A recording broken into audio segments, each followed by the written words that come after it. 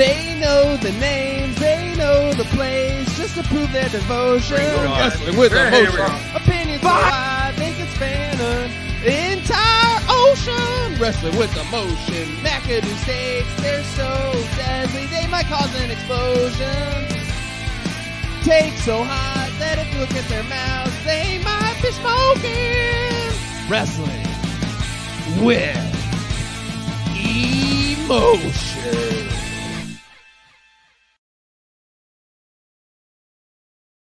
Folks, welcome to Saturday morning. You might be at the Home Depot, you may be at brunch with Aunt Sally, but it's time for the three most important words, and that is not wrestling with budget, not wrestling with conscience, wrestling with emotion. Brought to you by Picasso's Pizza. It's always pizza night in Buffalo, and it's pay-per-view weekend, folks. We have a revolution on the horizon, and we are on the road to a stupendous Wrestlemania, and there is no shortage of wrestling storylines going around. Let's get our star-studded panel in here. We got Slick L, we got Ty B, and we got the sharpshooter 8-0 in his elimination picks, Mike Partham. Gentlemen, a lot going on in the wrestling world. How are we feeling going into this weekend?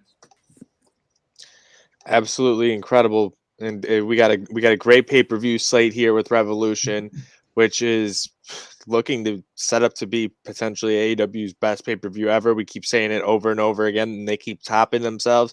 And there's maybe another pay-per-view event or something like that at the end of the month. Well, Ty, don't you mean incredible, stupendous, marvelous, genius, and all the other superlatives that we're leaving out from the thesaurus and everything else?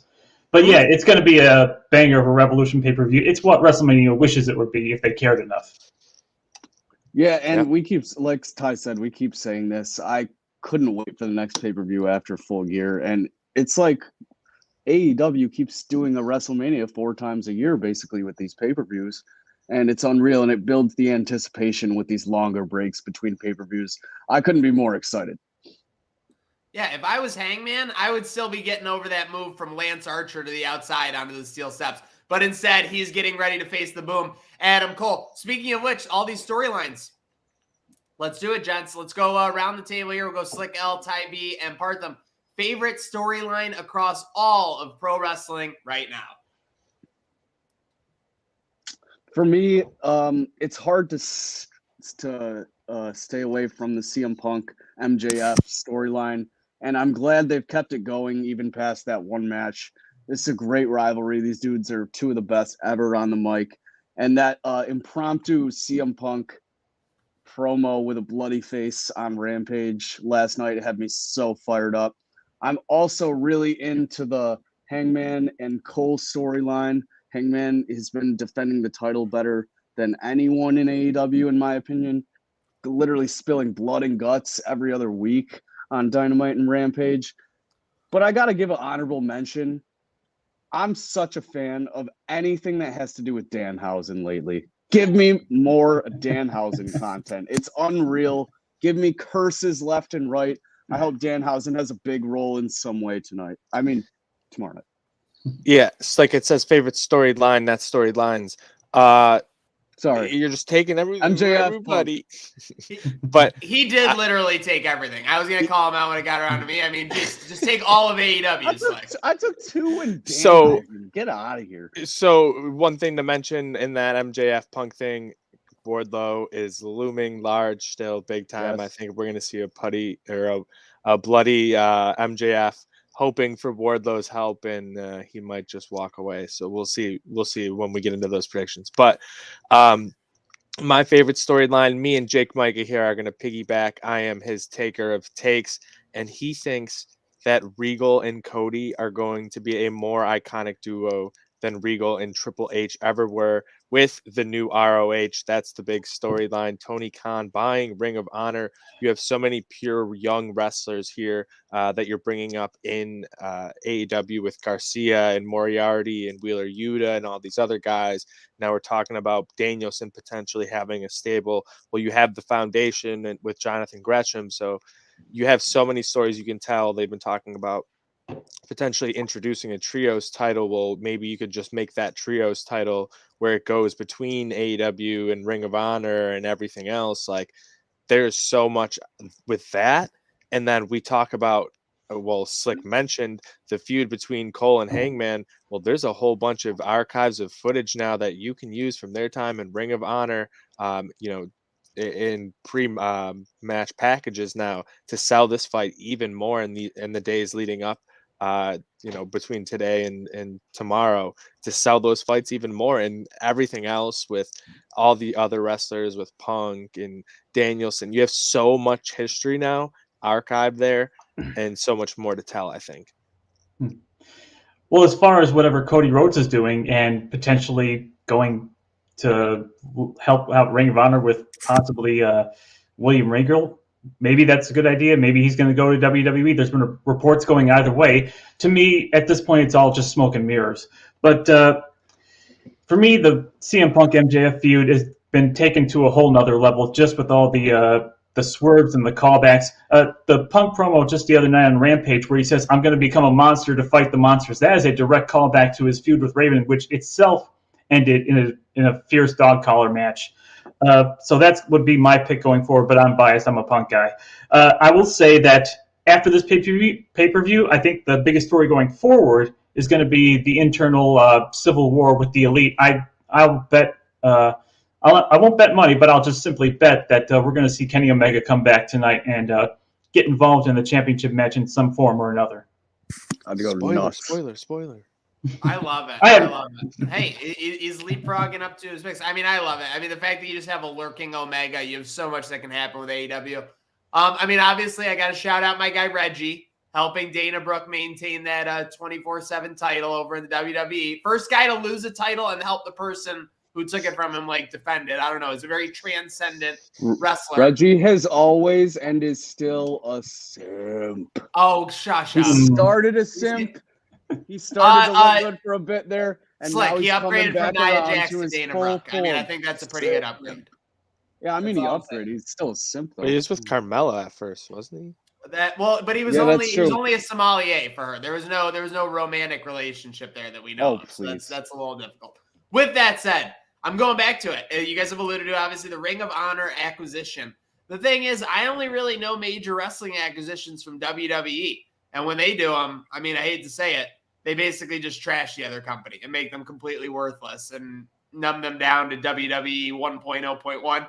Case in point, when they got ECW, they could have absolutely, I think if you tell them now, how the WCW acquisition went down, they would have been much better leaving that as its own company and letting that ride itself out with all of those superstars. And then every so often you could do your Survivor Series or whatever. I mean, that would have, or imagine WCW guys showing up at the Royal Rumble versus just a 2 to 3 month invasion angle that ultimately fell flat and is historically one of the biggest wasted opportunities in wrestling history. I mean, I think a lot of people say it was fun, but it was a big wasted opportunity. With that said, I can't wait to see how they manipulate this situation, because is it going to be like the Korean baseball organization, versus the MLB? Are they going to treat it, as kind of a tweener between Dark and, Rampage and Dynamite? But I think they would be smart to, power the hell up on Ring of Honor and get it, going full throttle. That's my opinion. I know nothing. With that said, we've talked about it. It's stupendous. Real quick, before it's time for a revolution, just talking about it, and we were talking about it in the chat.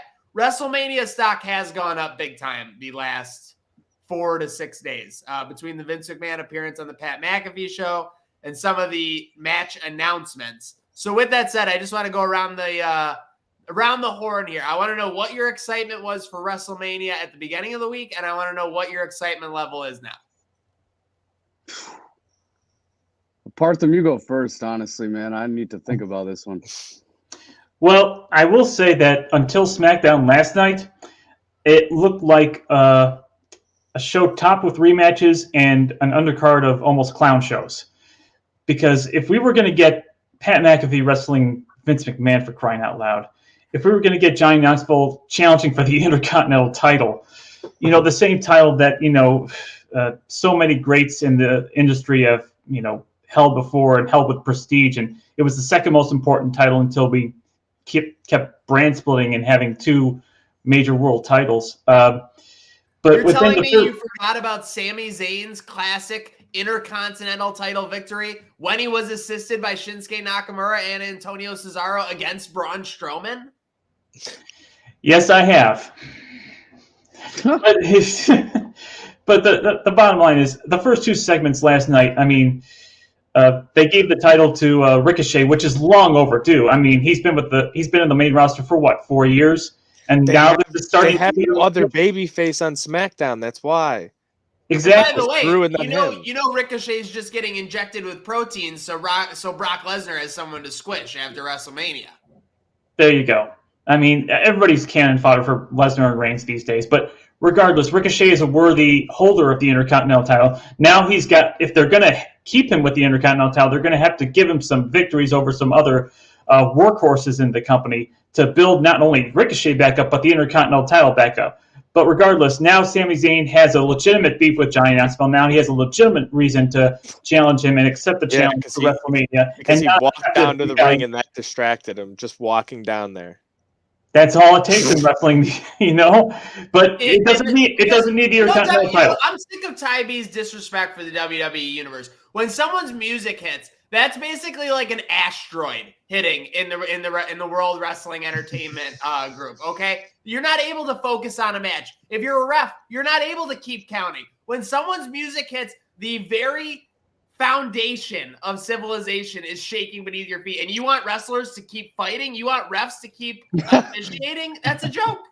Yeah, I want you to show off your skills so that he knows what you're going to do to him when you kick his ass next. Like nothing beats Scott Armstrong with the 2 count, and then Sting's music hits, and he like looks all the way up the ramp and just stops like everything. I will say I'm waiting for one wrestler who's savvy enough to not be distracted by the music and just keep pounding on whoever they're in the match with in the ring. But Sami Zayn has been annoyed by Johnny Knoxville for the past few weeks or so, to the point where you believe that Sami Zayn would be that distracted by Johnny Knoxville. Like he's got tunnel vision, he sees red, he only sees Johnny Knoxville and he wants to kick his ass and doesn't realize he's still in a match. But that being said, also, Austin Theory being the one to challenge Pat McAfee instead of Vince McMahon. Yes, we know Pat McAfee is capable, athletically gifted enough to pull off a good wrestling match. So right there you have 2 matches that are a lot more legitimized for WrestleMania and potentially a Ricochet Intercontinental title match for WrestleMania.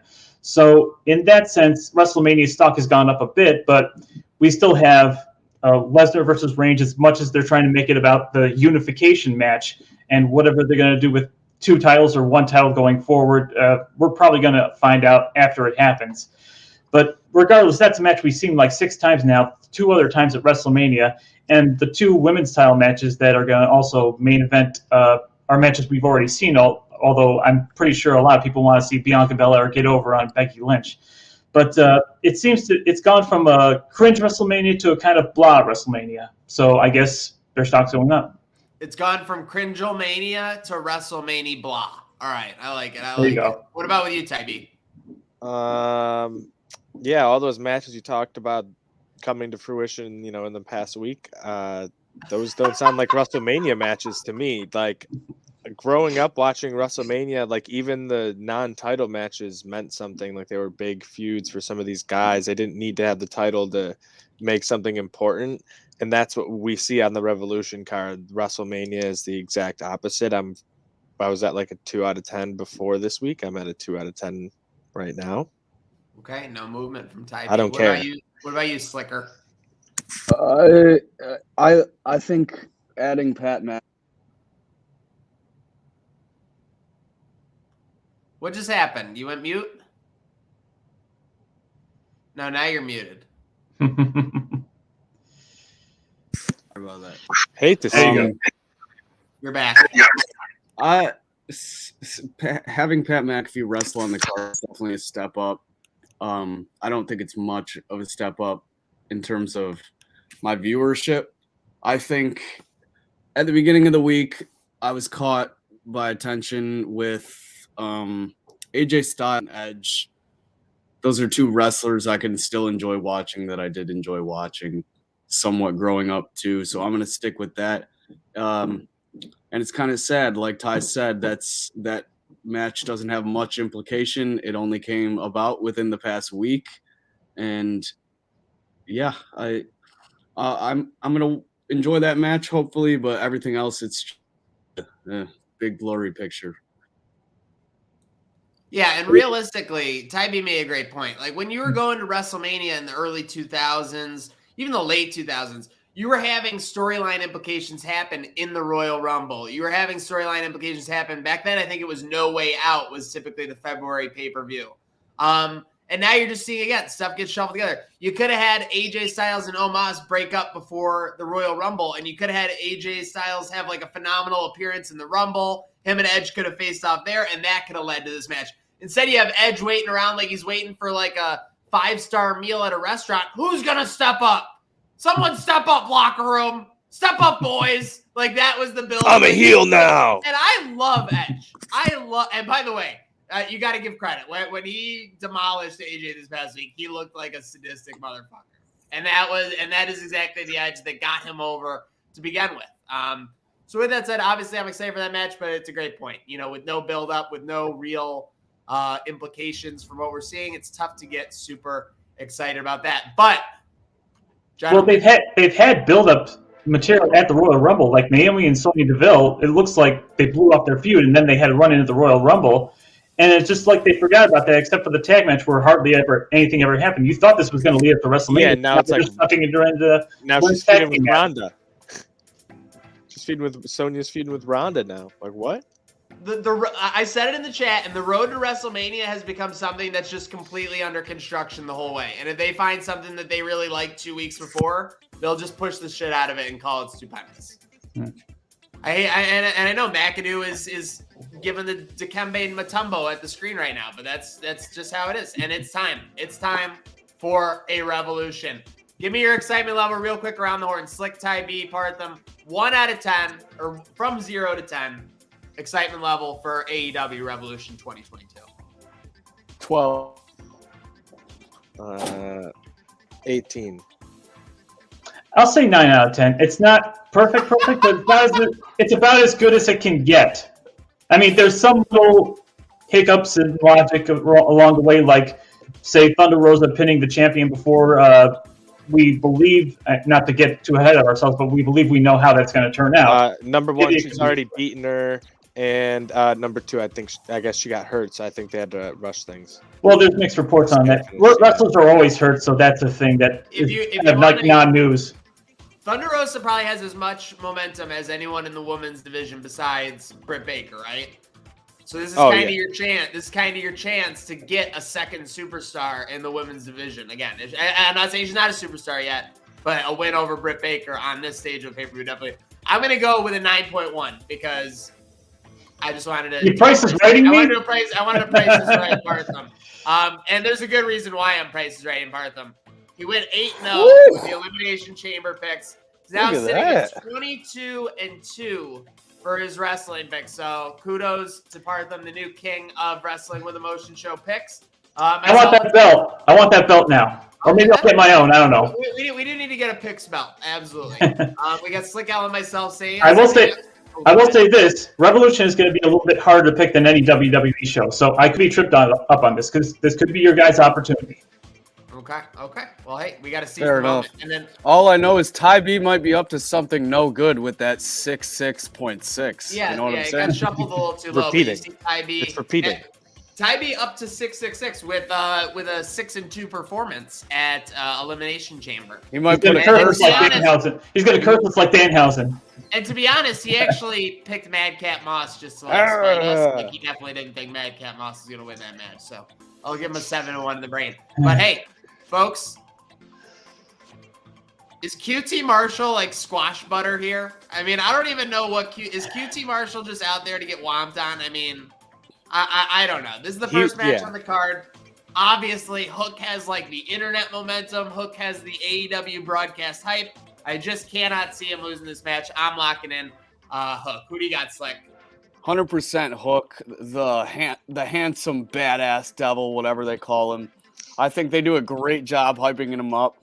And I absolutely love Taz has been one of my favorite commentators since WWE days. Yes. And I absolutely love the pair of him and Jim Ross. And I love the bias in Taz. That's what makes him such a great commentator. And there's no better way to show off his bias than with his own damn son. And Hook's backing it up. I'm really excited to see this. I think, though, it's over in like less than 10 minutes. And yeah.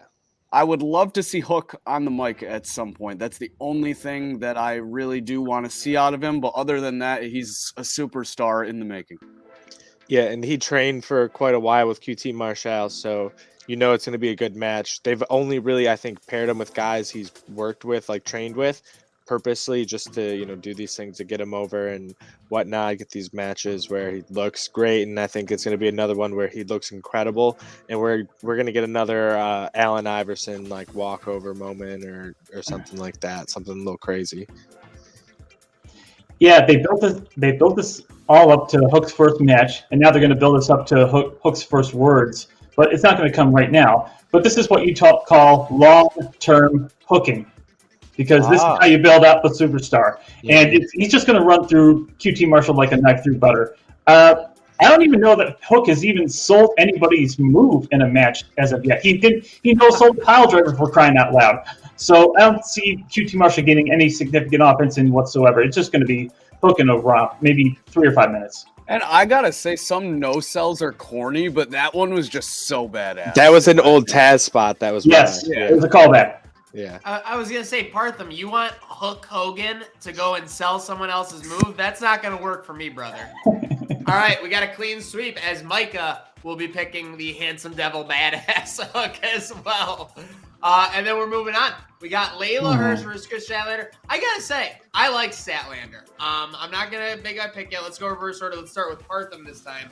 But I know that there's been some talk about AEW maybe not properly developing the women's division, but I do think they have some underlying stars, and Statlander's one of them, in my opinion. But go ahead, Parth.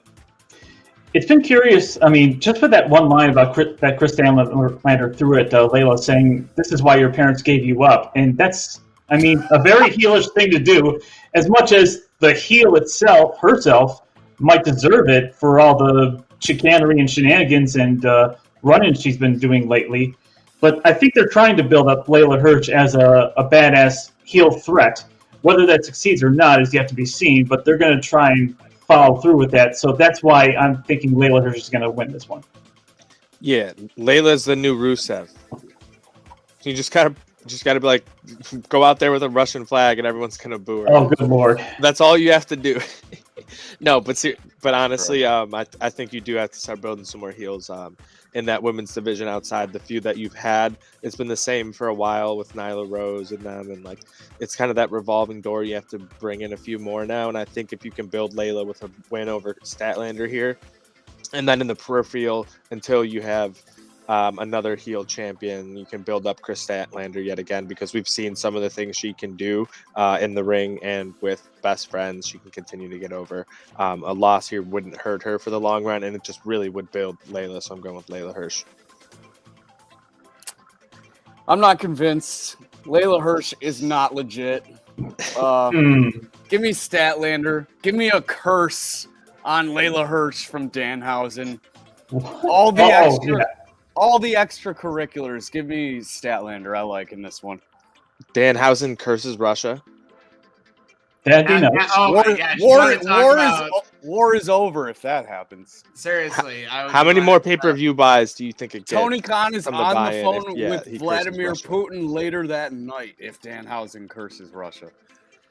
If that happens, they're gonna literally do a spot where they're filming like the cover for the next pay-per-view or whatever. And it's going to be Sting with like an up-close face. And they're going to be like, no, we wanted the other guy. And it's going to be Danhausen covering of that next pay-per-view. He's going to get the push. So obviously, like I said, alluded to, I like Statlander. I think that she's solid. With that said, I think she's on sturdy enough to ground to where she can kind of put Layla over tonight. And obviously, like we've been talking about, AEW kind of does what makes sense in the most part. They obviously do swerve every so often. But they're not the Ernie Green thought process that is the WWE, the EGTP, as we respect it here on the WWE show. So Everybody locking in Layla except for Slick, who is not a Hirsch believer. Speaking of believers, give me that one against the rest. I'll take that. I agree. It's a great opportunity to get that's a great opportunity to gain a pick right there. A great op for a pick by Slick.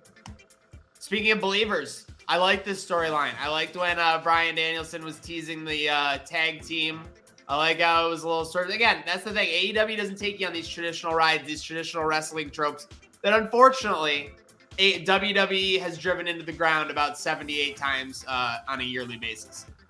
With that said, I think this is going to be, I mean, it's hard to say, like, I mean, can you even call this a match that can steal the show? Because I feel like it's so on people's radars, right? Like, obviously, like, this is a top 3 match I expect. With that said, I could see this being the highest rated match of the night. I could see it going 20 plus easily. Into the crowd, I think, is almost a lock, in my opinion.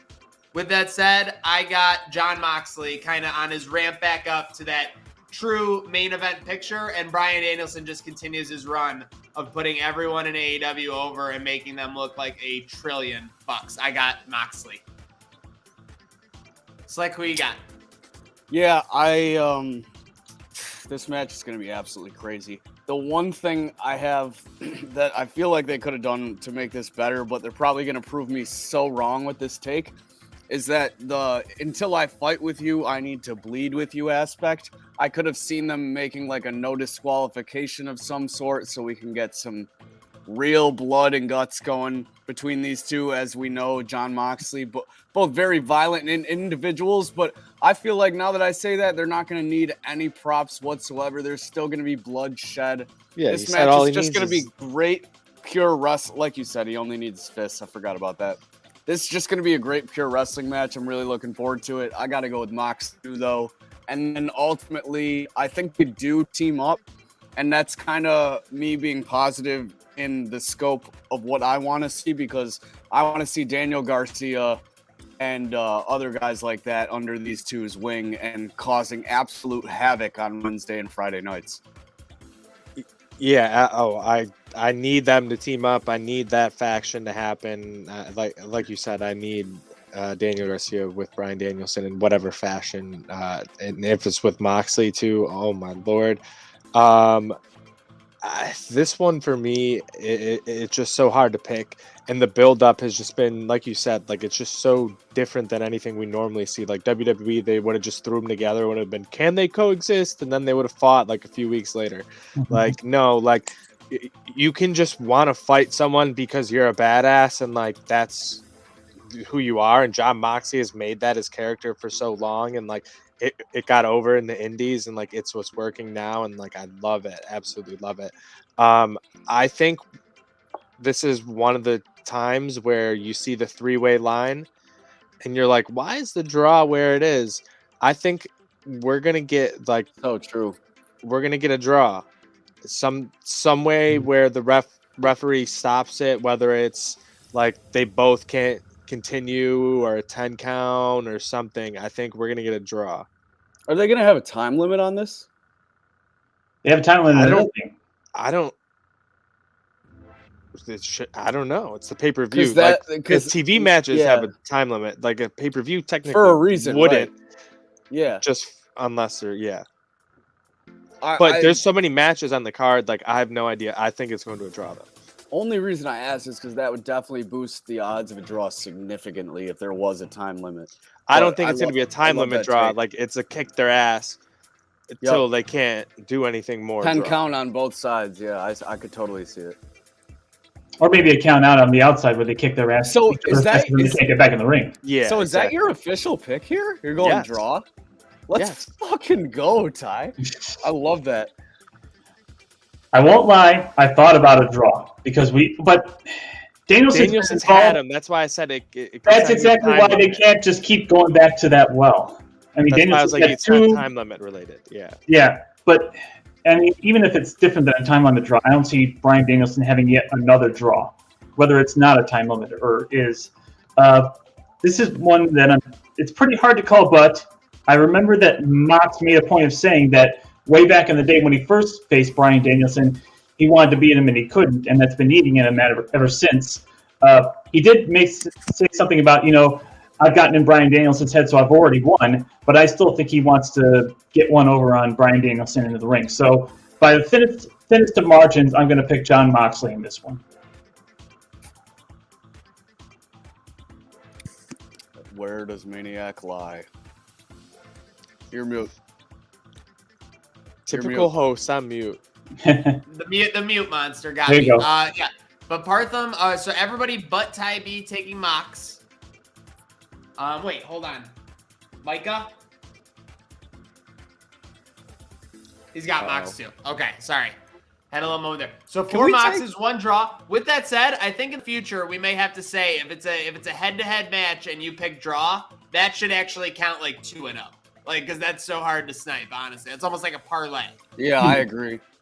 Okay, so we'll talk about that. Can we talk about this take real quick? Yeah. Oh, dude, I absolutely want to tell you that because ever since I watched that one Talking Smack promo, I've always loved Cesaro as a promo or as a performer, but I've always wondered what Claudio could bring to the table. And if Claudio's music, so here's a question. I have no idea what Claudio's doing. Is he coming out of the heel tunnel or is he coming out of the face tunnel? I mean, when Revolution we saw might have one. If it's this scenario right here that we're talking about, I think he has to come out of the face tunnel if Danielson wins, because Danielson is playing a heel. He's so over, but like, he's ultimately playing a heel role. Who knows after what ends, how this match ends? But if in that exact scenario, I see Claudio as a face. If he's going to align with Danielson, I think he's got to be a heel. And they will telegraph it because we saw back at All Out, Adam Cole, everybody was going crazy, but he came out of the heel tunnel and everybody was so just marking out over it that we didn't realize, it's going to be a swerve. He's going to join the Elite. So if in that scenario, I would see Claudio coming out of the heel tunnel and joining Danielson because I can see that scenario having it for nothing else that Moxley's a good guy, in the sense of the word, a fan favorite, and Bryan Danielson's like the very jerkish heel. I don't know how their dynamic would work going forward as a team up. I'd love to see them team up, but I wonder if one of them would have to turn a little more heel or a little more face. So I could definitely see Bryan Danielson joining with Claudio and Claudio being the heel right from the start. Okay. Could be a very interesting development. And speaking of an interesting development, the EGTP himself, the founder, is in the building. Pay your respects, folks. It's Ernie Green. Shit. I don't think I'm that important, but thank you very much. I'm good morning, gentlemen. You're basically the Isaac Newton of the WWE show as of these last 3 shows because we're using your theorems and your thought process all the time. Hey, so let's catch us up, Ernie. I know you're busy out working where you're at. We're 3 matches into our predictions. Who you got in Hook versus QT Marshall? Hook. Okay. Who you got in Layla Hirsch versus Chris Statlander? We'll go Layla Hirsch. Okay. And then we were just catching up on what many are expecting, a match that could steal the show. Moxley versus Danielson. Who you got there? I think Moxley. I think there's going to be a bigger thing with Danielson character depth-wise and moving forward. And I think Moxley needs a good win to kind of reestablish himself because he hasn't been around a lot. Okay. Well, hey, awesome. I love it. And we were talking about the possibility of Claudio showing up. Any input on that specific front? I mean, I am the biggest Claudio fan there is, so that would be awesome. But if he does show up, I think this would be the place. Either that or with I'll talk about. You haven't talked about the other match he might show up in, but there's one more match he can show up in with, given the history he had in Ring of Honor, and also the fact now that Tony Khan bought Ring of Honor, it might be kind of like a tie-in and a callback. There's 2 matches that he could jump in. This is one of them. Okay. Well, I don't think it'll be this one, but I do have some interest in this one as we're talking about the women's division developing on AEW. We got the TBS Championship, and we're not talking Seinfeld syndication. We are talking Jade Cargill versus Tyconti. 2 superstars. I mean, Jade Cargill has been built up like a powerhouse, kind of like she should be. I mean, she is a intimidating presence whenever she's on screen, and I've liked the way they've developed her character, and I like Tyconti as well. With that said, let's kick it off. Let's go slick, and then we'll go around the horn to Ernie. Who you got? Jade Cargill versus Tyconti for the TBS Championship. It's tough week to week seeing these TBS defenses because all these girls that go to challenge Jade Cargill, I'm really a fan of. The bunny should have won last week. But, Jade Cargill is going to win ultimately. It's going to be a good match. I love Tyconti, but Jade Cargill is going to be less impressive than Tyconti in this match and still get the win. My only problem with how big they build a character like this, especially in the women's division, is ultimately you have to have someone stop this freight train. And who the hell is going to stop this beast in Jade Cargill? She is an absolute tank. That question remains unanswered, and it will probably for some time. But as of tomorrow night, I got to go with Jade Cargill defending her title. I think eventually that sorry, am I next? Yep, no, you're last. We're going around the horn. You're good. Oh, my bad. I get why you thought that. It's all good. Ty B, you're up. Yeah, keep that kung fu shit out of here. Jade Cargill's gonna beat the shit out of Tyconti. Ty's been around for a while. She's been in the mix at the top, but she's not there fully yet. I think we need someone to get a big build up to prove that they can compete with Jade before she ends up losing. No one has that build right now, so she's still going to continue to carry it, and she's the perfect person to carry that belt. And Mark Sterling has been doing great character work around her to keep all that stuff interesting. The world's worst lawyer, great on BTE though. Jericho's saying that last night after Cargill got super curious. Like, Sterling's a terrible lawyer.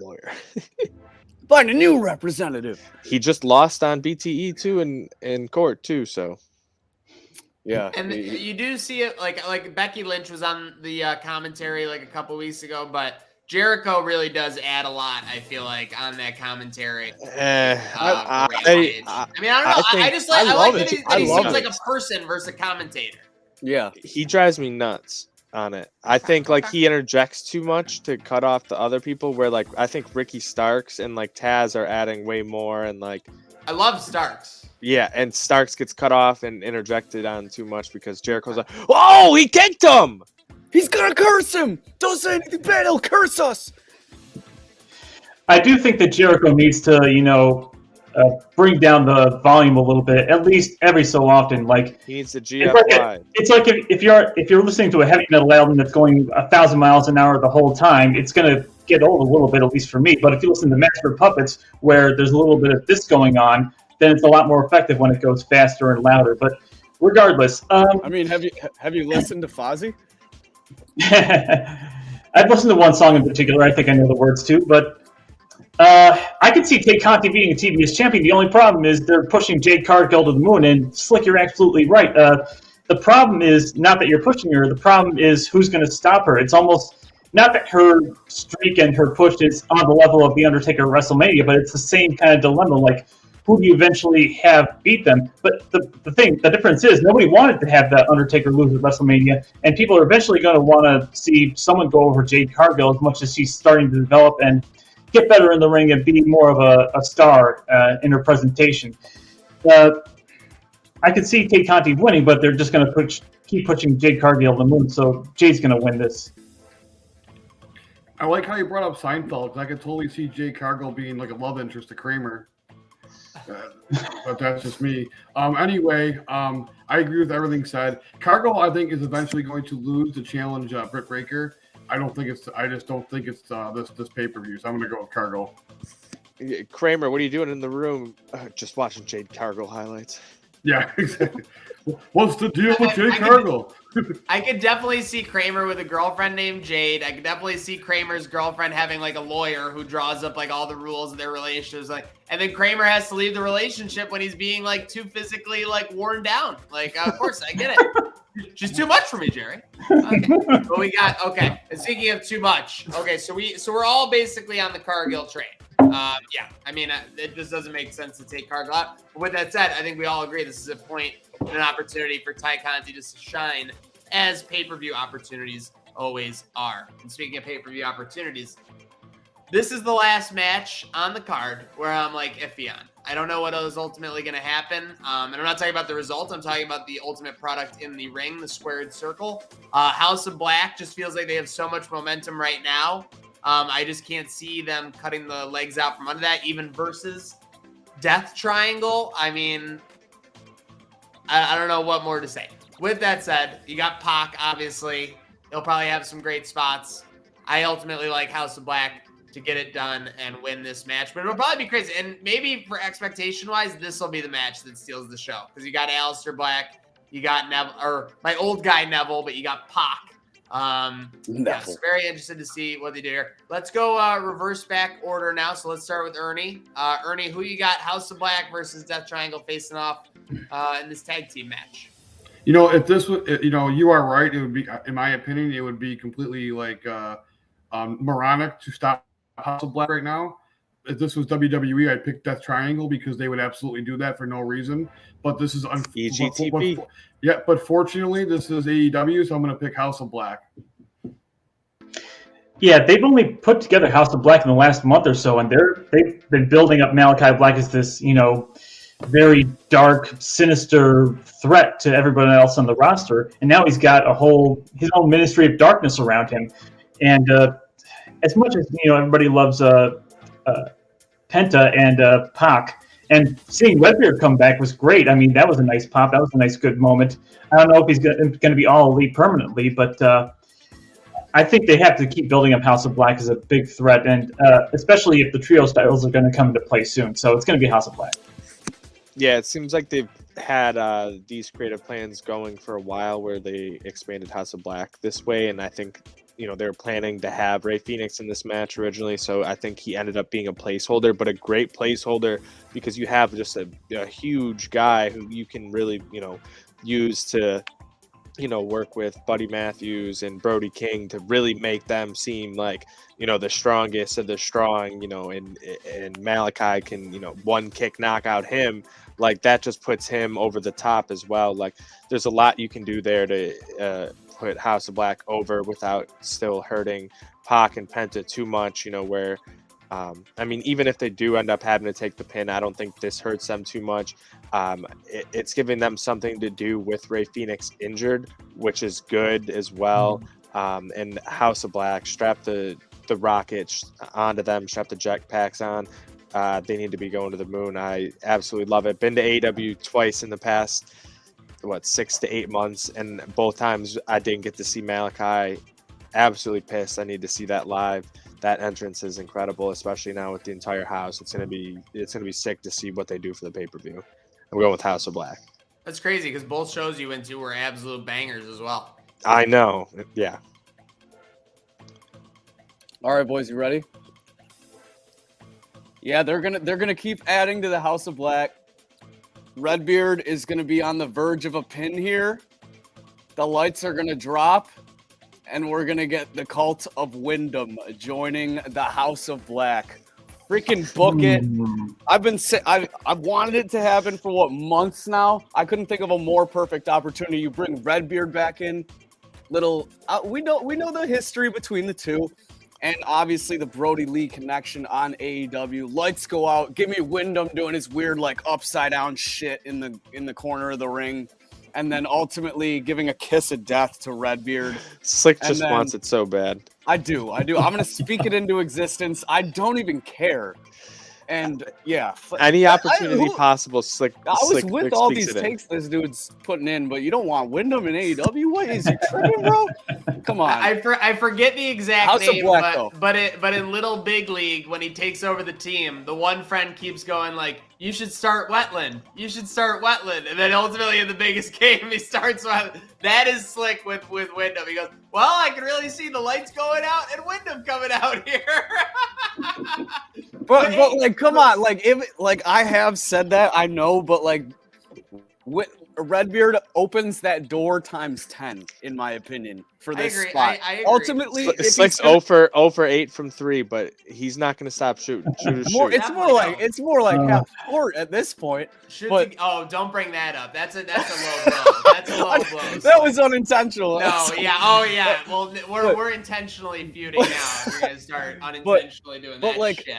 when he does get here, he's going to be in the House of Black. I think we can almost all agree, hopefully, like that. You can't set it up much better. And I know I beg to disagree because I think Malachi's got to be the head and Wyndham's got to be the head of whatever he's doing. It'd get pretty crowded if Wyndham joined the House of Black. I think 3 is a perfect number for them. And it reminds me of Omega when Cole came in. We all know there was going to eventually be a schism there within the Elite. And yeah, I agree. I love the enthusiasm, Slick. I can feel you jumping through the screen right now. With that said, I just don't see Wyndham coming on and being anybody's biatch. I mean, he's going to be the friggin' leader when he comes in. So it'll be very interesting. Maybe they'll do a program for a couple weeks. So does he come over for Death Triangle? And like take the place of like what? I don't know. Slick just swerved himself.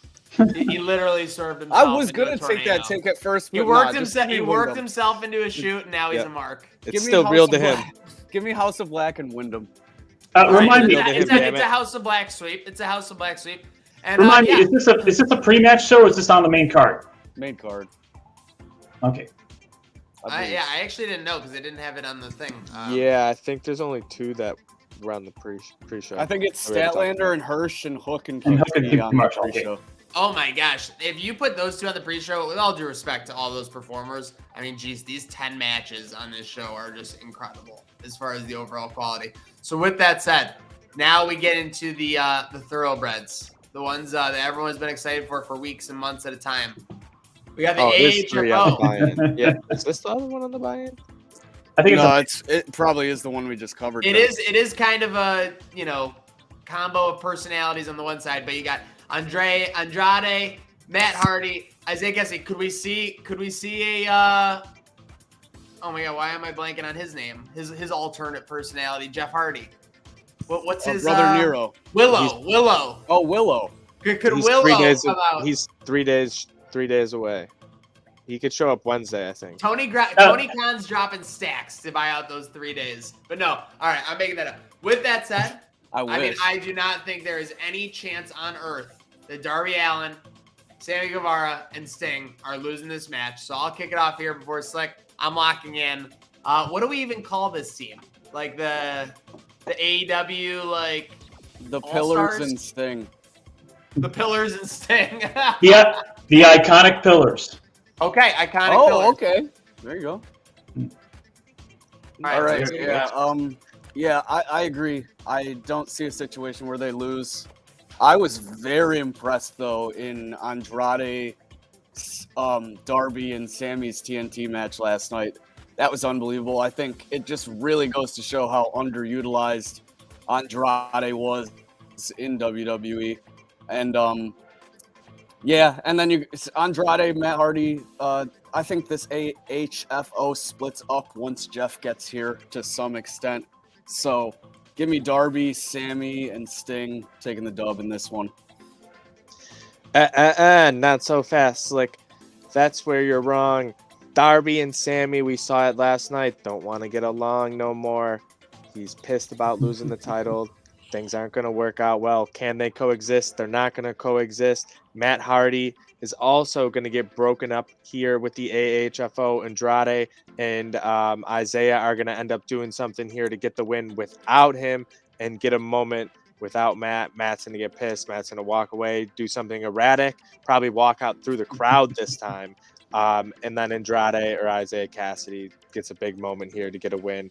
Andrade put on an incredible performance in the loss. He needs something here. He can't just keep taking L's over and over. So I think it's going to be Andrade getting a pin, Isaiah Cassidy getting a moment, Matt Hardy walking out through the crowd, and AHFO getting the win as we get a Sammy Darby bigger feud going.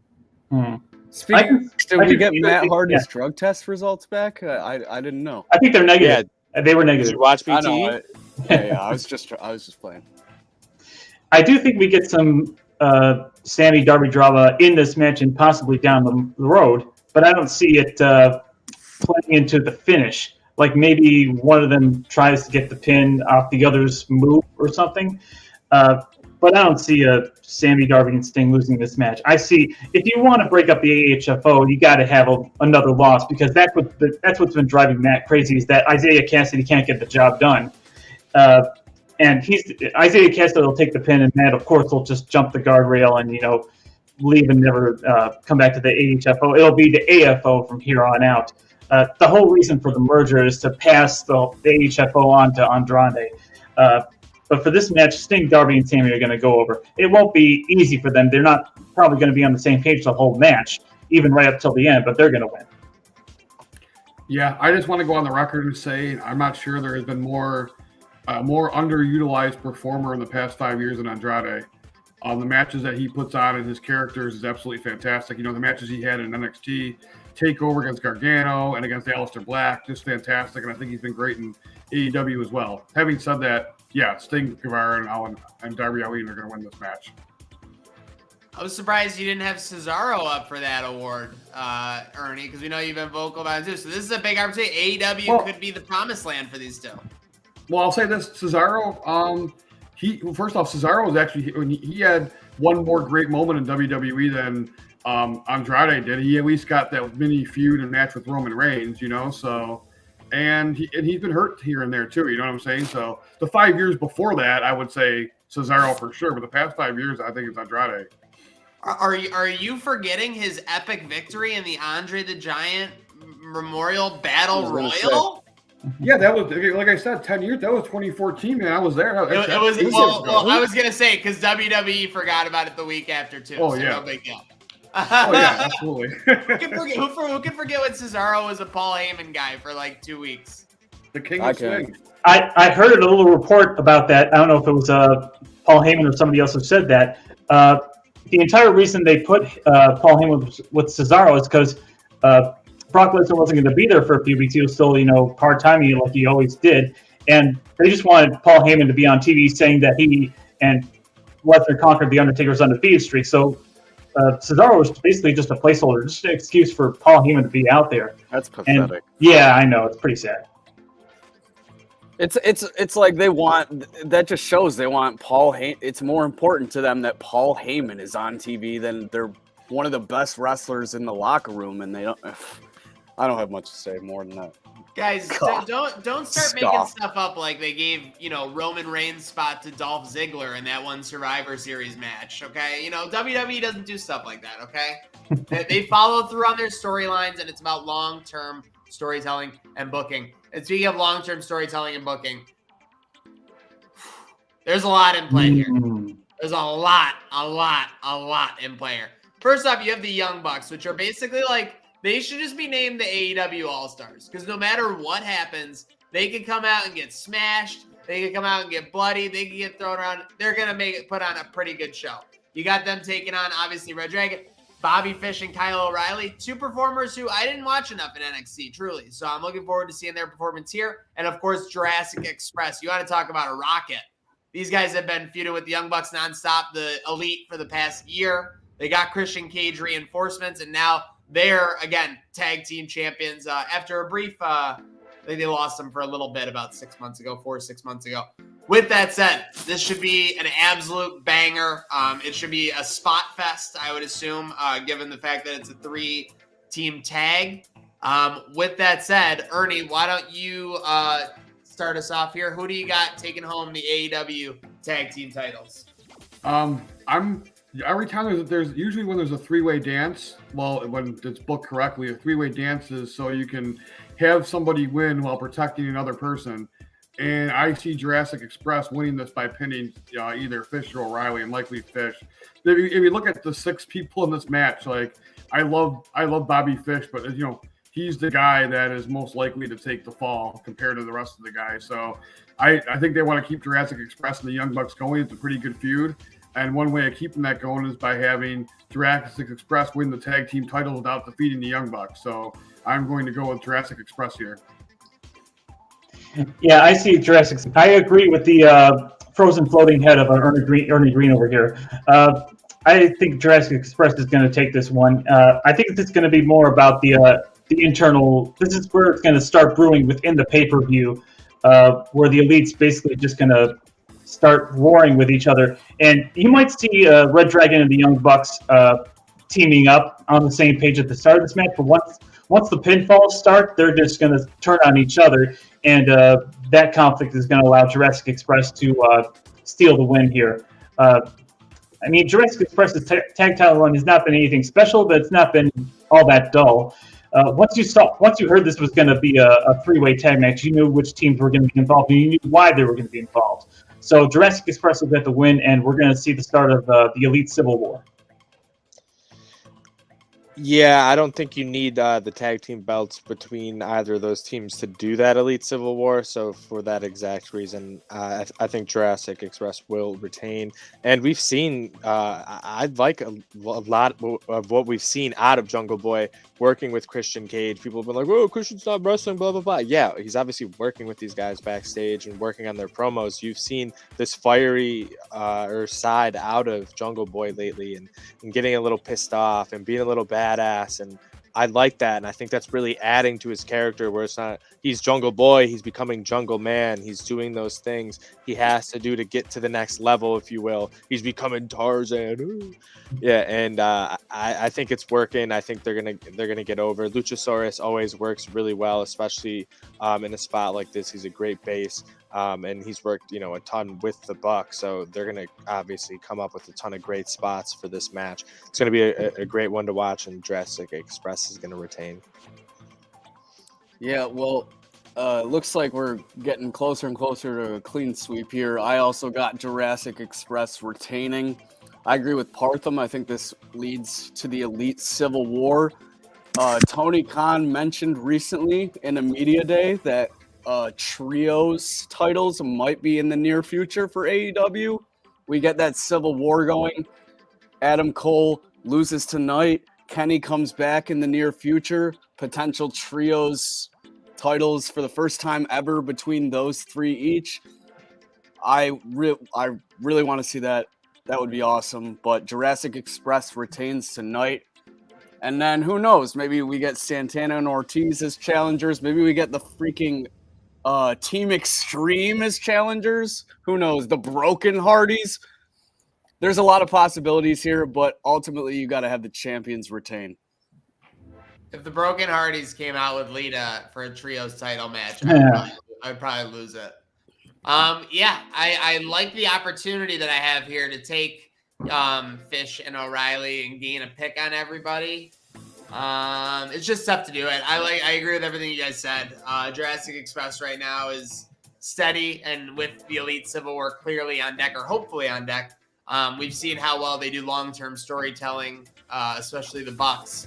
That should be absolutely incredible. I will take Jurassic Express. So that's a clean sweep in a 3-team tag team match. So very interesting results there with 6 people picking, because that's not obvious. I will say there's definitely a chance we are all incorrect there. And Micah picks Jurassic Express as well.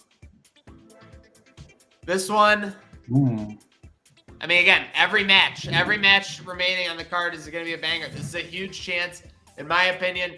Jericho has had his run. Love him as a performer. I will say that. Got to get Kingston a win here. Somehow, some way. I don't know if it's literally by will or by skill. Like, it doesn't matter if he has to look good or anything. Eddie Kingston needs this W. He has been grinding. He has been working. He put over CM Punk. Obviously, there was no real choice there. But there's a huge opportunity for Jericho to put over Kingston here, and Jericho would be virtually unaffected. He's been putting people over the last couple of months now, going back to the MJF feud. So with that said, I am locking in the Jerichoholics. Or no, but Eddie Kingston. Eddie Kingston. Slick, who you got? Yeah, I'm in agreement here. And Eddie Kingston does need this win. He's been long overdue. And Jericho is so good at building up to these matches to get people over once he does lose to them, saying Eddie Kingston can never win the big one, and the big one in AEW is against Chris Jericho. It's got everyone like, oh my God, this guy sucks now. But ultimately, it's Chris Jericho. He's a legend. But him saying that, it just makes more credibility to it. I think Eddie Kingston beats the shit out of Jericho. Well, they beat the shit out of each other, and then We get Eddie Kingston takes the dub. Jericho goes for a handshake. Maybe Eddie denies it. Maybe he does shake his hand. I don't know. But Eddie is getting the W here.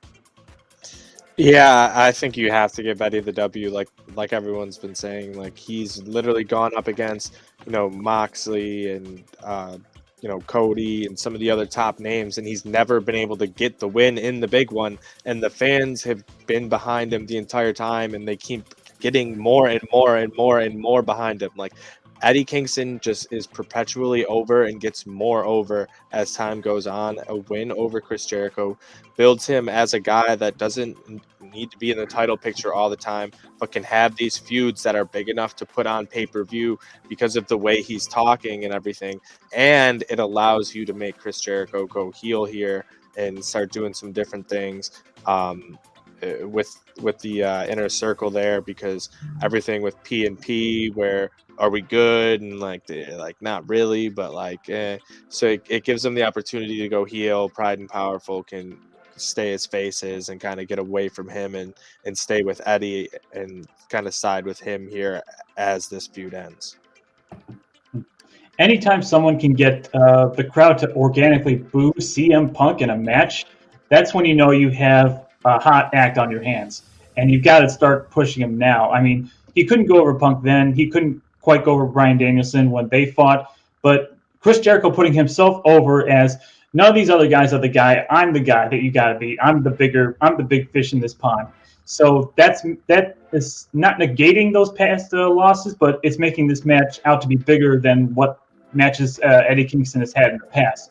So that's what's setting up for Eddie Kingston to go over Chris Jericho in this match. I don't know if I see Proud and Powerful are definitely part of the equation. I don't know if I see them possibly getting involved in some way. Eddie Kingston's got to go over it clean, one way or the other.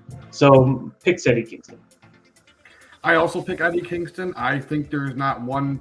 I think he is the most improved professional wrestler in probably the past 12 to 18 months. He's just really. He's always been a good wrestler. I think he's really more committed than he's ever been to being, overall to being a good wrestler. And his promos are great. His wrestling's improved. And he was always a good wrestler and a good interview. But I think it's gotten even better. The only way I see Jericho winning is this is the other match where I can see Claudio jumping in, given their history with Kingston. So I don't think that's going to happen. But that's the only way I can see Jericho winning. It would make no sense for Jericho to win. So I'm going with Eddie Kingston. Okay, we have back-to-back sweeps doing Jurassic Express and Eddie Kingston. And these were kind of these are arguably some AEW pillar matches. You're talking about the Bucks, you're talking about Jurassic Express, and obviously Jericho and Kingston. I agree with Bill's Mafia STF Heroes, Ben. Thanks, shout out commenting, and shout out your comments or anything you might think might happen. YouTube, Twitter, Twitch, Facebook, we're rocking and rolling. But I do think that Jericho uses some heelish tactics in this match. Ultimately, whether it's outright cheating or even if it's just grabbing the ropes during some pin spots, it'll only make that getting over that much greater for Kingston. And again, we all agree that if the plan is to put Kingston over, he will likely get over, courtesy of Jericho, given how hot he is at the current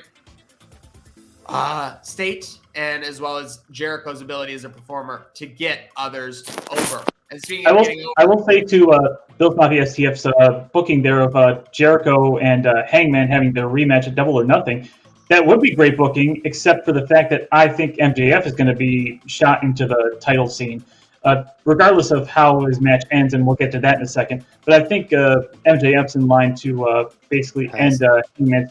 Maybe they have. Well, it wouldn't be as impactful, as meaningful if they had Jericho and Hangman fight before Double or Nothing. It would have to be at Double or Nothing if you revisit that from about 3 years ago. But I think they'll turn Jericho heel, but not at the expense of Kingston. I don't think they're going to draw Kingston's not winning the big one out that long. Anytime you start saying you can't win the big one, that's when you know someone's about to win the big one. Oh my gosh, but now I'm imagining like a reality where somehow Kingston leapfrogs, defeats Page for the title, and then that's when MJF is the next contender up, and he's the one that beats him. Oh my God, the heat. Speaking of which, we were going to go to a different match, but since we're talking about it, let's just do it. The dog collar match, CM Punk versus MJF. I could see some shenanigans. I could see some craziness. And of course, we know the war dog is looming at all times. So with that said, It should be an absolute banger. This is a rematch in which, MJF already beat CM Punk after a pretty lengthy buildup. With that said, what do we got, boys? Slick, what do you got going? Or actually, let's start off with Ernie. Ernie, what do you got? CM Punk MJF dog collar match.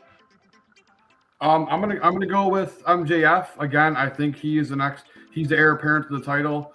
I don't think he's going to win clean. I think there's going to be some more shenanigans, but I think they need him to win to progress the storyline where he eventually faces Hangman Page. And my prediction is that he's going to face him at Double or Nothing. And this is going to be an awesome match. I mean, one of my favorite matches of all time is the dog collar match with Piper and Valentine from 1983. That makes me sound really, really old. But that is, so dog collar matches are great. CM Punk has always been a big Roddy Piper fan, so there's probably going to be a bunch of callbacks to that match. I'm really, really, really looking forward to this match. I think it's going to be the match of the night, but I think MJF wins with some tomfoolery. I could definitely see the Pinnacle getting involved and Wardlow being conflicted about getting involved. Maybe he tries to help him out, or maybe he just hesitates for a second. I do see MJF, like I just mentioned a minute ago, being in the title picture and being Hangman's challenger at Double or Nothing. But MJF is not a rankings guy. He has not been building up wins. Punk's been getting in his way. He gave Captain Shawn Dean the one defeat that MJF has to anybody this year. So if MJF is going to get in the title match, it's going to be like some kind of a ladder match or a battle royale or whatever they do leading up to Double or Nothing. So MJF's not going to be the number one contender on his stats alone. He's just going to find a way to win a contenders match. And he doesn't need to necessarily win this match in order to get there. I think they've built it up where Punk's going to get his revenge over MJF. And because it's a dog collar match without much rules in it, they can keep MJF safe as a, winning straight up matches. Well, MJF doesn't win straight up matches. He just knocks people out with his diamond ring or gets Pinnacle involved. So, I mean, you can't build up MJF that way to be a threat to Hangman Page. He's just going to win a contenders match. So as far as this match goes, they're going to have a lot of callbacks to Roddy Piper and Punk's match with Raven and ROH. Maybe they'll pull a little from the tape library they have now. I see Punk going over because they made MJF the dastardly heel in the Go Home show. So Punk's going to win this, I think. Yeah, I'm so conflicted on this one because I think MJF is the best heel in wrestling right now. He's the best thing one of the best things going in all of wrestling right now. And I think him getting a win here could just send him into like another stratosphere and it could cause that heel turn, that old CM Punk that everyone else has been, we've been getting PG Punk. Well, it seems like, that little promo he cut after he was all bloodied, like we're getting him to revert back to some of that old CM Punk that people used to love. And when he's working as a heel, like he could tell some incredible stories with some of these other guys on the roster that he hasn't been able to all that much yet. So I think that opens up, the door for him. Plus, could really, really make MJF just an absolute superstar with a performance in this match that I think we will see. I'm just gonna go with my heart, and I'm just gonna go with MJF on this one. Strap the rocket to that man as well. Pay him all the monies in 2024. Buy him a blimp. Buy him whatever he wants. Keep that man in AEW forever. Yeah, I agree with Ty. I'm conflicted, and there are so many things that could happen in this match. And also, there's someone else in AEW that wants a blimp, but I'll get to that. So I don't. There's so many things that could happen. I think you don't necessarily need a win out of MJF to have him next in line for the title, although it would really set it up well. You also don't necessarily need a trilogy after this if CM Punk were to take a W with this dog collar match. Ultimately, I think CM Punk's going to win, and we might see a trilogy. I think MJF is going to be on the verge of victory, and the Pinnacle is going to get involved, and he's going to rely on Wardlow's help, and Wardlow is just going to step away and let things play out. MJF's going to be pissed, and Punk's going to seize the opportunity and get the win here. And then we either have some stuff with Wardlow and MJF to discuss. We have a trilogy match you could set up, or you could even throw MJF right into that title picture randomly because he can jump into any situation and still be the best heel in wrestling, as Ty said. But I'm going to take CM Punk. I got to go with my heart, as just like Ty did, just the other direction. Wow, this is about. I mean, we're at 3-2 right now with Micah having MJF. I gotta go MJF here. I think this is a tremendous opportunity. I mean, he's already up there, obviously, as the top heel in wrestling and in the entire business right now. But I mean, back-to-back wins over CM Punk. I don't think he does it clean. I think there's a spot there. My take is I don't know how they're going to execute it, but I think Wardlow is going to indirectly help MJF win this match. I think there could be a spot maybe where CM Punk like beats down some other Pinnacle members. Wardlow is like looking at CM Punk. He's looking at, MJF, and he's actually about to go after MJF. But in that millisecond, CM Punk kind of just like attacks him, like thinking he has to defend himself. He gets pissed about that. Powerbomb March or whatever, and they win. So I got MJF taking the dog collar match. I think it's going to be tough for people to see. But at the end of the day, CM Punk is not Hulk Hogan. He doesn't need to get his win back. He cares about putting the best show on, and I can see them taking care of business in that way. And speaking of taking care of business, we are down to our final 3 matches. We got the Face of the Revolution ladder match. We got the AEW Women's title, and we got the AEW Championship here on Wrestling with Emotion, brought to you by Picasso's Pizza. Picasso's freestyle. Let's do it. Hey. Eating a couple wings with a couple kings. They're my favorite things. Hey. That's all I got. I'm not a good freestyle rapper. Wait, hold on. Let me think for a second. Hey. So, we got the Face of the Revolution ladder match. A lot of build up for this, and obviously a spot for a future AEW TNT Championship match. So a lot of implications here. With that said, we got, a lot of mouthful here. Keith Lee, Orange Cassidy. Oops, I lost the thing. Powerhouse Hobbs, Ricky Starks, Wardlow, and Christian Cage. Christian Cage is basically like the team captain out there, I'm assuming, with ladder, with the experience these guys have. With that said, should be very entertaining and probably will be a spot fest, similar, in my opinion, to the triple threat match earlier. With that said, I will lead it off, and I am going to go with Wardlow. Great opportunity to keep strapping that rocket. It'll only dig into a bigger schism between him and MJF. And I'm looking forward to seeing how that continues to progress. Jake Micah is locking in Keith Lee for his pick. So we got, so far, Wardlow, Keith Lee. Slick, who you got in this Face of the Revolution ladder match? I'd love to pick Wardlow, but I don't see how that plays into a potential turn on MJF down the line. I'm going to go with the limitless Keith Lee. Yeah, this one's interesting because I think Keith Lee is seemingly starting to feud with Team Taz and Starks and Hobbs. Whether that's just because they're in the match or like they're really starting that feud, it looks like they'll probably go in the feud direction.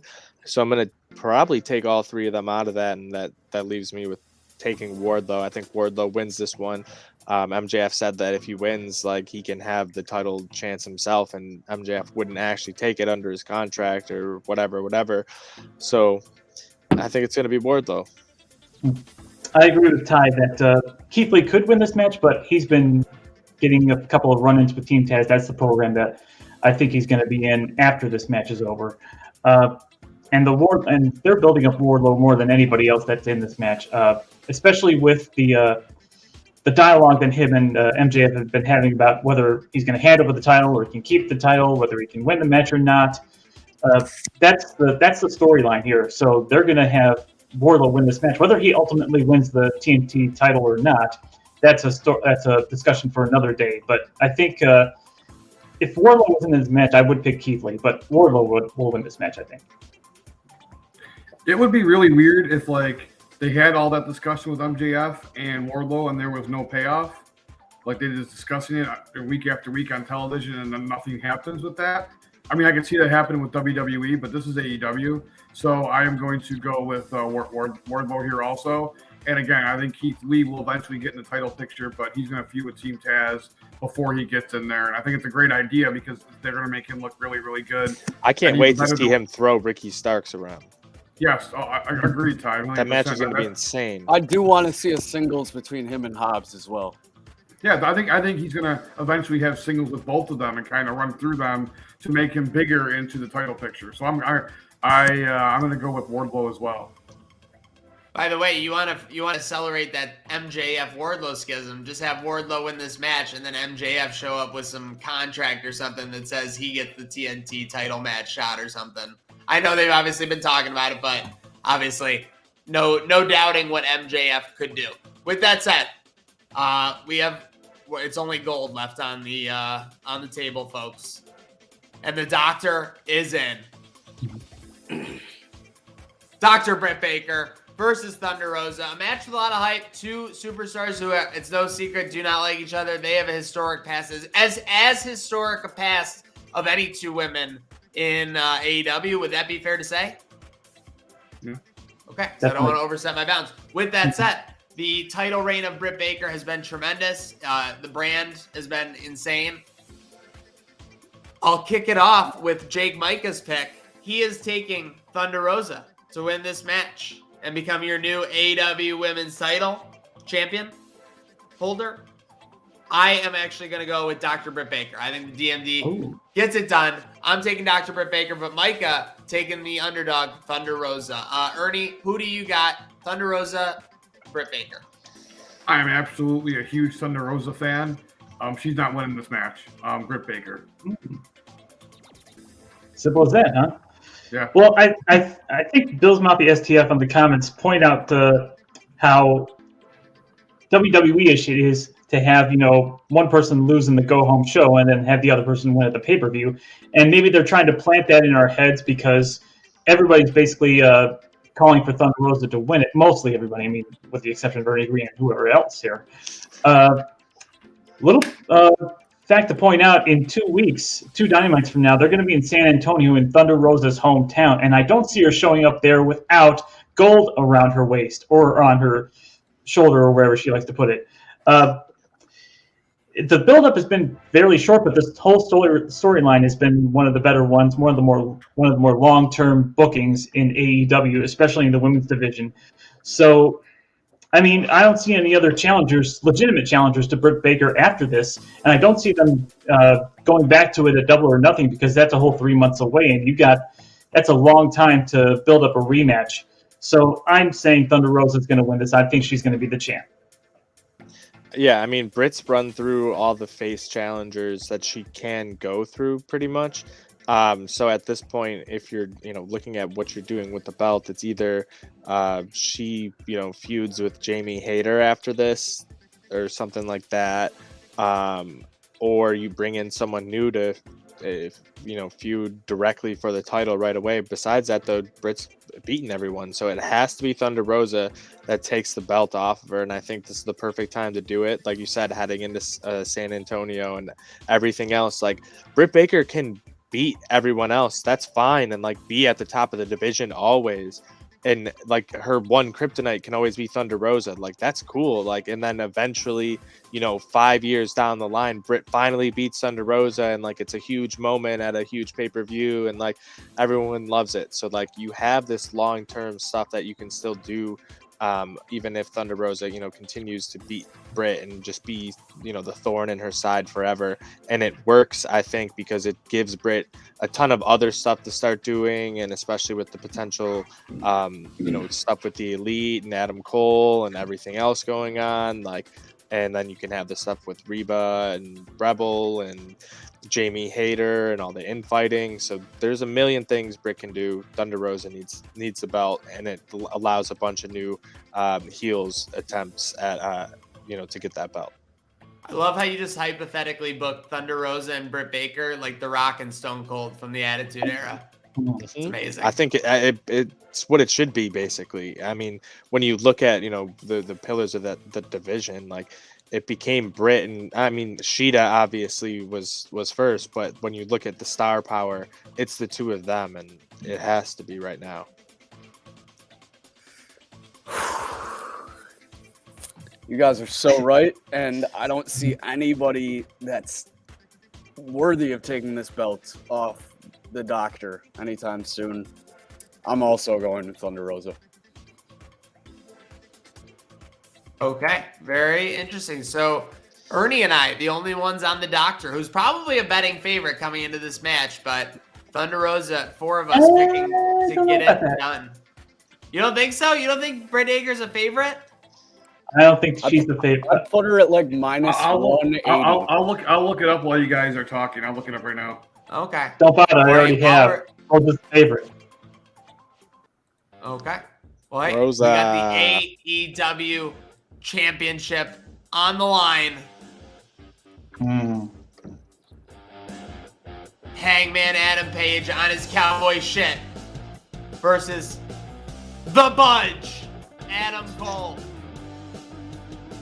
This is going to be a hell of a match. It's an Adam versus Adam. It's Hold on. You got to fix the Chiron. Adam Cole is also a champion. He's the BTE champion. That's fair.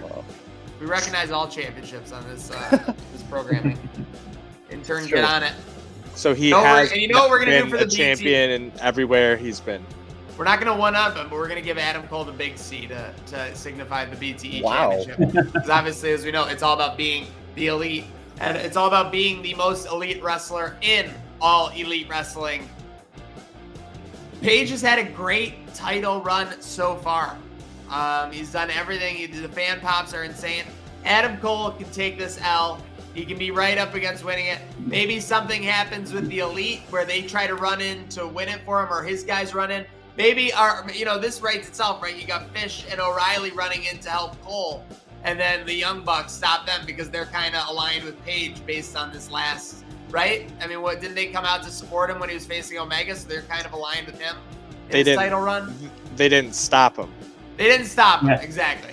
Yeah. And they didn't show the beatdown when Red Dragon was fighting with Page the other day. This would be a progression in that storyline for sure. So with that said, I have got at Hangman Page winning it. Another banger match, just like he had against Omega, just like he had against Danielson. Another amazing Adam Page championship match, and he retains going on. Slick, who do you got? Page versus Cole. Yeah, this is just another milestone in what's going to make Adam Page's AEW championship run the best yet in AEW. He constantly performs. Adam Cole can eat shit. He's a funny guy, but he has a bunch of options when it comes to storyline, whether it's Britt Baker, the Elite, anything. And you can easily throw him back into the title picture whenever you want. He's only taken one loss. That was a lights out match that he claims doesn't count on his record. And he's still got that number one contender spot. That's why I said it. And I think he takes the loss here, and we go into an elite feud, and then I think Adam Cole could end up in the title picture again within the next year very easily, but Hangman Page is going to add another jewel to his belt tonight and retain. The one-winged angel sings. And I think Kenny Omega is going to have some sort of role here, coming back, popping out, and he's going to screw Cole over. If you remember, when he went away, he was telling Cole and the Young Bucks, hey, make sure you guys, keep things in check for me, hold down the fort for me when I'm gone. And Cole said, Kenny, don't worry, I got it for you. And he's like, no, I was talking to the Bucks. So you already know they were already driving that into the storyline. I think it's the perfect time here at this pay-per-view where you could do that. You could bring that back. He can screw over Cole. And even if Kenny's not healthy, he doesn't have to wrestle for a while. You can build this feud out over the next few months to the next pay-per-view, and then hopefully, in that few month span, which I think the next pay-per-view would be May. He should be good to go by, and getting to see that 3v3 with the Young Bucks and Kenny versus Cole and Red Dragon is what everyone knows we're going to get at some point, and I think is now is the time where they start to capitalize on that storyline. But either way, I think Hangman retains. Adam Cole has been a champion everywhere he's been. Yeah, he's a champion at AEW. And he will be the AEW World Champion. Just not at Revolution, because Hangman's going to go over. Because Kenny's going to come back. You think he's going to go after Hangman, but no, it's a swerve. He's going to get. He's been seeing the mess that the Elite has become, and because he's the cleaner, he's going to clean up the mess that is the Elite, and he's going to, go right after Cole. And Cole's going to be trying to screw over Hangman with the Red Dragon by his side at some point in the match, but then Kenny's going to show up to screw over Cole in turn. So both guys basically don't look weak. So Cole can win the title down the line, and Hangman's going to retain it right now. Yeah, I think the Elite is going to be involved with themselves for the next probably 6 months to a year after this. And they're not going to be batting around the AEW championship. They're going to be fighting over who's quote unquote the Elite. So Hangman Page wins this match, no doubt in my mind. Even though Adam Cole, I think, eventually will win the title at some point.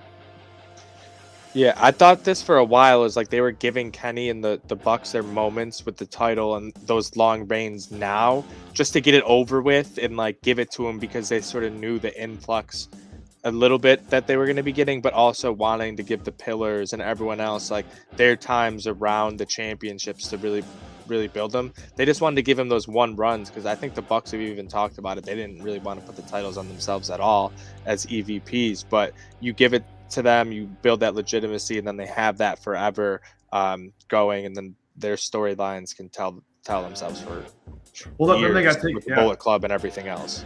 But then they got their EVP status taken away by Tony Khan. They're like, screw it, we want. They're still EVP. Yeah, they just have input. They don't have final decision. Yeah, I know. I'm just messing around. Yeah. But that's a whole nother storyline. They joke around about now on BTE that could be a storyline in the show, because we've seen Tony take some of the stuff that plays on BTE and brings it into the show a little bit. And there's just so many ways they could go, that they have storylines built within themselves, like you said, Ernie, for 6 to 12 months easily. You could go so many different directions, especially with that working relationship with NJPW.